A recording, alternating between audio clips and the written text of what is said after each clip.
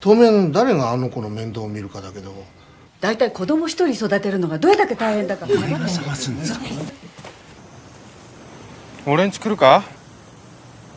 大吉。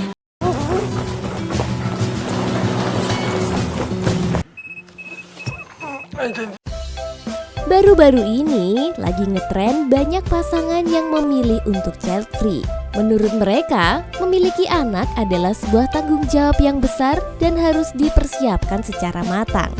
Memang benar sih, tapi bagaimana nasibnya jika seorang anak udah terlanjur lahir namun keberadaannya tidak diinginkan? Mimin jadi teringat satu film dari Jepang yang rilis pada tahun 2011. Film lama ini berjudul Usagi Drop, mengisahkan tentang seorang anak yang malang karena kehadirannya tidak diinginkan siapapun. Namun suatu hari dia bertemu pemuda dan mengadopsinya.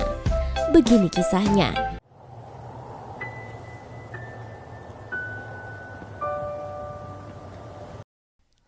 Hari itu, ketika seorang pria muda menghadiri pemakaman kakeknya, dia bertemu dengan seorang gadis kecil di depan rumah pemakaman. Sekilas, dia bertanya dalam hati, siapa gadis kecil ini? Ketika dia masuk, beberapa pelayan terlihat sangat kaget melihatnya. Pria ini bernama Daikichi. Oh, Daikichi. Tesudatte kure. Pelayan ini kaget karena wajah Daikichi begitu mirip dengan sang kakek saat masih muda. Sambil menunggu tamu yang berduka, Daikichi penasaran dengan anak kecil yang tadi dia temui di depan. Ternyata gadis itu bernama Rin dan dia adalah anak haram kakeknya.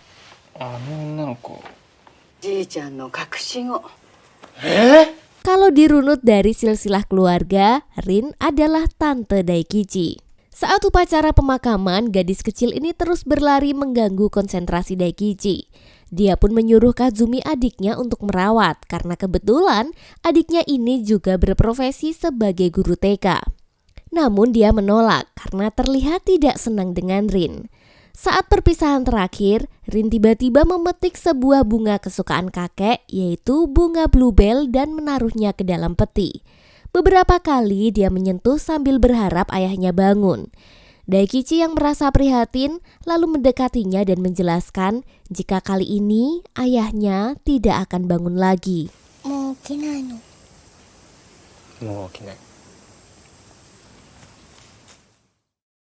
Malamnya, seluruh keluarga rapat siapa yang akan mengadopsi Rin karena statusnya adalah anak haram dan tidak diketahui siapa ibunya.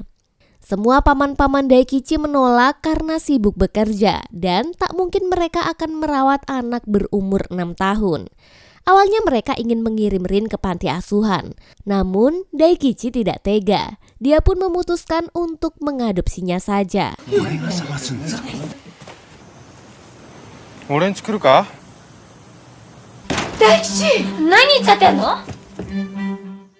Kini mulailah hari-hari Daikichi merawat Rin.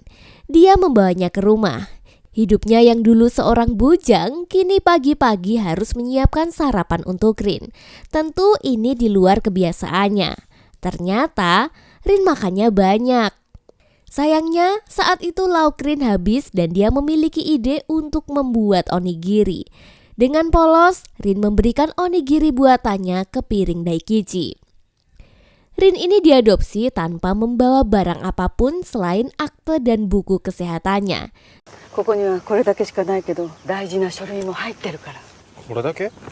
Jadi, Daikichi mulai berbelanja semua kebutuhan Rin. Dia belanja baju-baju hingga mainan. Tiba-tiba dia jadi kepikiran nih, kalau Rin yang berusia 6 tahun tentu dia harus sekolah. Pusinglah kepalanya. Malamnya, Daikichi diberi saran oleh adiknya si Kazumi untuk memasukkan ke sekolah yang buka 24 jam.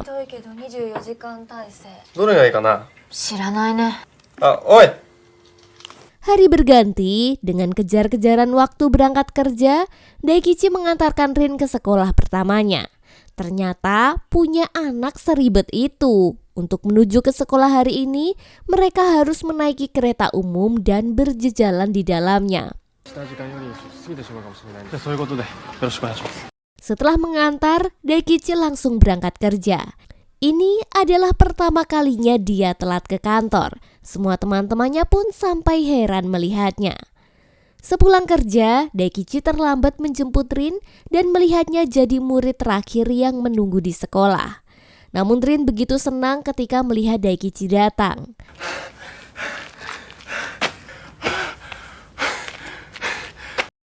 Malamnya, mereka mampir ke mall untuk beli sepatu dan tas, bersenang-senang di time zone dan makan bersama. Meski hari-hari dilalui dengan seperti ini, Daikichi mulai terbiasa dengan rutinitasnya. Antara anak sekolah, kerja, jemput anak, dan kayak gitu terus.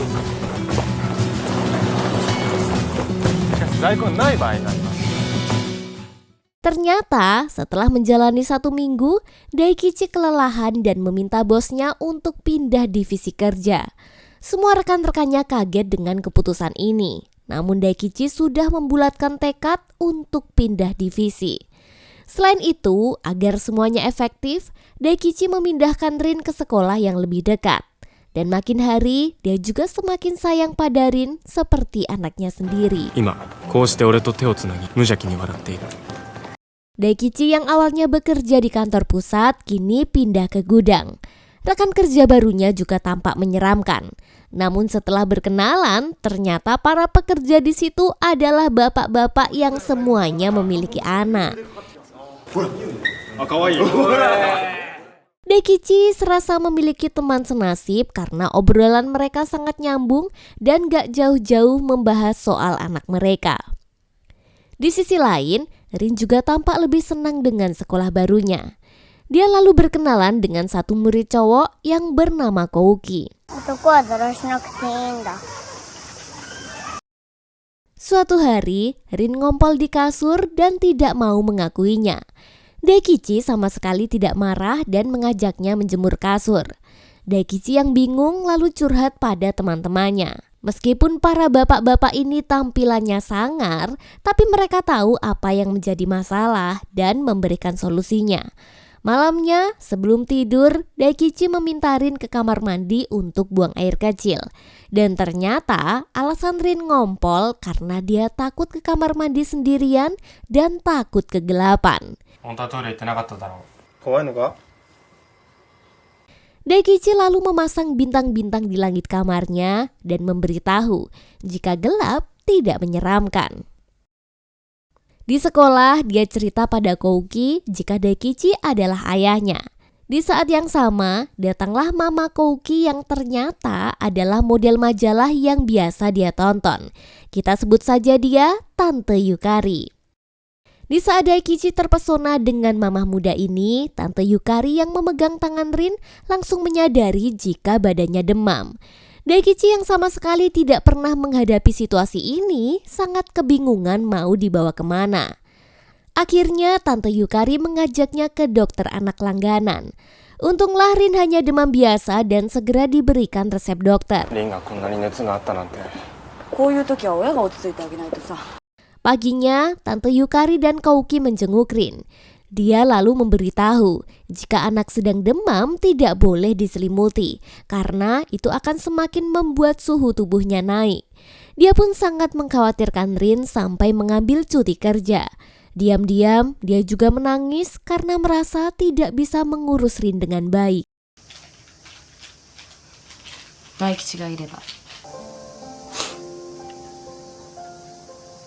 Untunglah hari berganti ternyata Rin sudah kembali sehat dan bisa berangkat sekolah. Itu adalah sebuah kelegaan baginya dan membuatnya semakin semangat kerja. Kedekatan Rin dengan Kouki membuat Daikichi makin akrab dengan Tante Yukari. Mereka kerap bermain bersama sepulang sekolah. Di saat lagi sayang-sayangnya pada Rin, paman Daikichi menelpon untuk memberitahu info penting kepadanya. Mereka pun janjian besok siang di rumah mendiang kakek. Ternyata sang paman mengundang Daikichi agar menyerahkan Rin ke dinas sosial. Ibu dari pihak Dinsos terus menyudutkannya jika mengadopsi anak sangatlah merepotkan. Apalagi jika nanti Daikichi punya pacar, tentu akan mengira dia seorang duda karena memiliki satu anak. 邪魔だなーって思うわよ。何なんですか？何が言いたいんですか？簡単じゃないって言ってんのよ。犬や猫じゃないのよ。 Ditambah lagi, dia akan menghadapi masa remaja Rin yang pasti sangat menyulitkan hidupnya. Daikichi pun marah dan kekeh akan terus merawat Rin hingga tumbuh dewasa. Dia juga sudah menyayangi anak ini seperti anak sendiri. Demi meluapkan emosinya, Daikichi memilih olahraga malam hari. Tiba-tiba, Rin memintanya mengucir rambutnya seperti kelinci. Saat sedang mengucir, Rin cerita jika saat tinggal bersama mendiang kakek, ada satu pembantu bernama Masako yang bekerja kepada kakek. Tapi pembantu itu sangat kasar dan selalu marah kepadanya. Rin juga bilang jika dia tidak suka dengan Bu Masako. Daikichi tiba-tiba teringat dengan buku kesehatan Rin, di mana tertulis nama orang tuanya adalah Masako Yoshi dan pekerjaan aslinya adalah pembuat komik. Daikichi segera mengiriminya email untuk mengkonfirmasi apakah dia ini ibunya Rin, tapi sayangnya jawaban Bu Masako begitu ketus. Daikichi pun jadi emosi karena jika ibunya ternyata masih hidup, kenapa menelantarkan anaknya sendiri? Daikichi lalu mengajaknya ketemuan besok sore di sebuah kafe. Tapi sebelum itu, dia menitipkan Rin ke rumah orang tuanya supaya bisa dijaga sementara waktu. Setelah bertemu, ternyata Masako ini adalah wanita komikus yang karyanya tidak laku. Ditambah kala itu dia malah hamil dan merasa tidak akan bisa menghidupi seorang anak. Akhirnya dia pun beralih bekerja sebagai pembantu di rumah kakeknya. Dan sang kakek pada akhirnya merawat Rin dan mengangkatnya anak. Saat Masako ditanya apakah dia memiliki setidaknya sedikit saja rasa sayang pada Rin, Masako ragu untuk menjawabnya. Bahkan dia begitu ikhlas melihat Rin dirawat orang lain.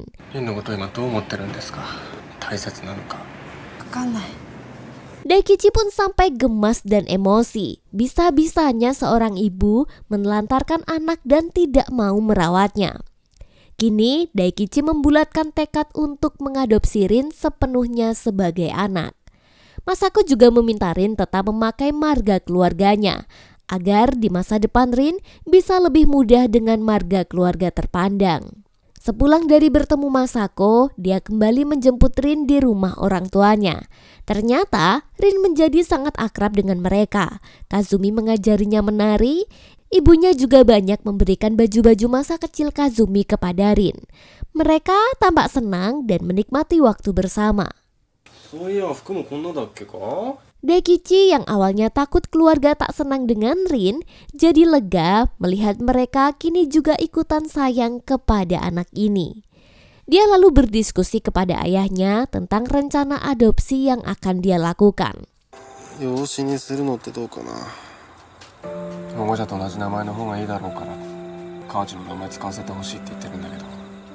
Meskipun dia sadar hidup di Jepang, memiliki anak adalah tanggung jawab yang besar dan siap kehilangan kesempatan emas dalam karirnya. Hari berganti, seperti biasa Rin sekolah dan duduk sebangku dengan Kouki. Di saat jam menggambar, guru menyuruh anak menggambar orang tua mereka. Di saat itulah, dua anak ini hanya terdiam tanpa menggambar apapun di kertasnya. Selang beberapa saat, dua anak ini sudah menghilang dari tempat duduk mereka. Guru pun panik lalu menelpon Daikichi dan Tante Yukari. Mereka sangat kebingungan di mana dua bocah ini berada. Dengan dibantu rekan kerja Daikichi, para bapak-bapak ini melakukan pencarian dan mengelilingi setiap sudut kota. Daikichi juga menelusuri mal dan pergi ke playground, tapi hasilnya nihil. Ternyata di tempat yang berbeda terlihat Kouki menggandeng Rin menuju ke suatu tempat. Dengan dibantu seorang pria, mereka berhasil masuk ke sebuah hutan dengan perjalanan cukup jauh. Hingga siang hari, di saat semua murid telah pulang sekolah, Daikichi dan Tante Yukari masih belum menemukan anak mereka. Di saat yang sama, dua bocil ini telah sampai di sebuah pemakaman. Kouki lalu cerita jika sebenarnya selama ini dia tahu jika ibunya berbohong dan mengatakan jika ayahnya sedang bekerja di tempat yang jauh. Padahal Kouki yang saat ini berusia 6 tahun sudah cukup mengerti jika sebenarnya ayahnya telah meninggal. Rin juga ikutan cerita jika ayahnya adalah kakeknya dan dia juga sudah meninggal. Dua anak bernasib hampir sama ini lalu menaruh setangkai bunga bluebell pada makam itu. Mereka lalu menangis sambil memanggil nama ayahnya.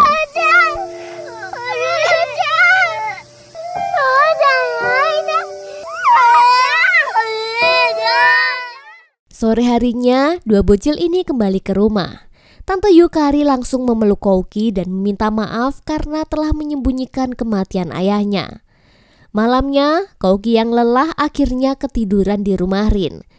Sambil menunggu anaknya bangun, Tante Yukari dan Daikichi saling bercerita. Kerap kali, sebagai single mom, Tante Yukari jadi mudah marah pada anaknya.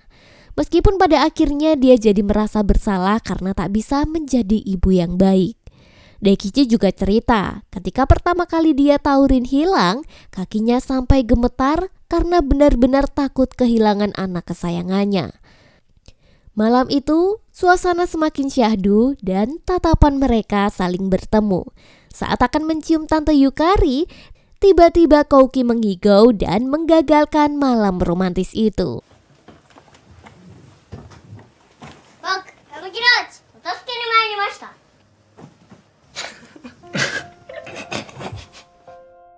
Hari pentas unjuk bakat anak-anak playground pun tiba.